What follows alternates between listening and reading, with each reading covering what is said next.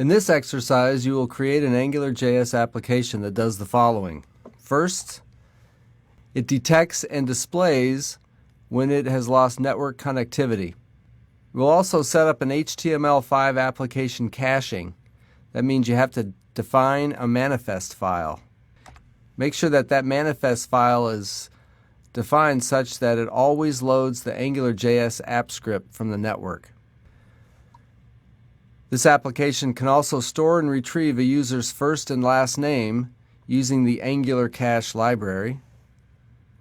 And finally, it uses JS data Angular models to store the user's age in local storage.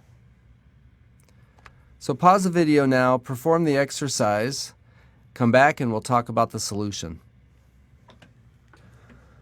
The first step to solve this exercise is to modify bower.json with the correct library so that when Grunt builds the application, those libraries are included in index.html.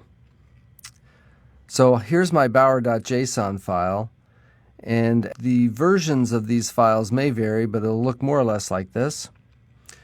So one of the requirements is that we can detect and display when lost network activity. That's the offline library.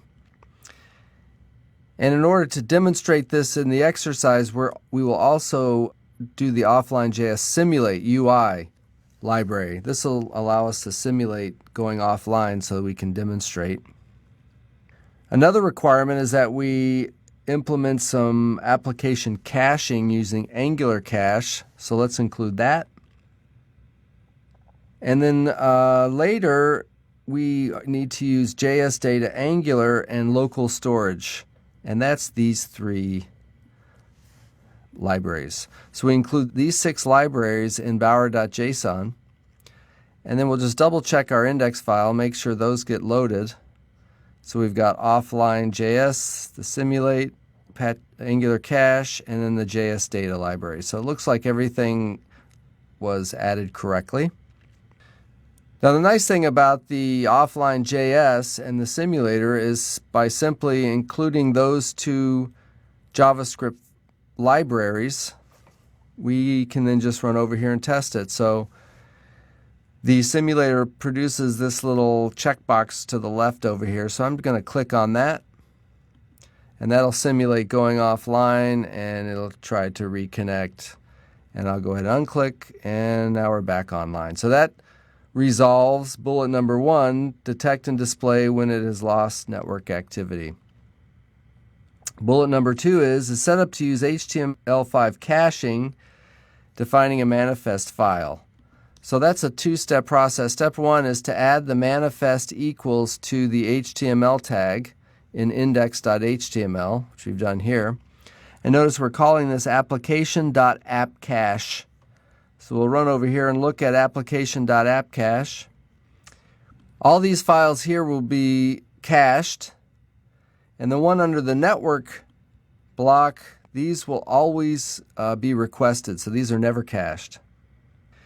The third bullet is set up to always load the AngularJS app script from the network. That's this file here and this file here. So the app.js and the main.js are the 2 JavaScript files that include our application. So those are set up to be downloaded always from the network.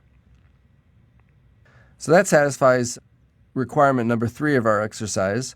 Requirement number 4 is store and retrieve a user's first and last name using Angular cache, and that's done in our main.js file.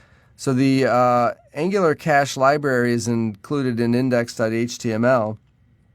So to use it, we can grab the cache factory. So the cache factory object is injected into our main controller, and then we have some code which builds the cache if necessary, puts a user's first and last name into the cache, and then gets the user back. So this is going to console mycache.getUser, so it should get this object back and then display it on the console, which it does right here. And finally, the exercise says uses JS data Angular models to store users' age in local storage. So the first thing we need to do is register our local storage adapter to the DS object. And then we're going to define a factory called user, which returns this user-defined resource here. So in order to use this in our application, we need to inject user into our controller.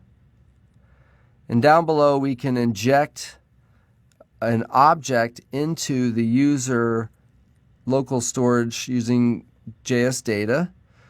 And its ID is 1, its text is JDoe, and JDoe's age is 29. And then we can get the age out by saying user.get1. That should return that object, JDoe29, and ID 1.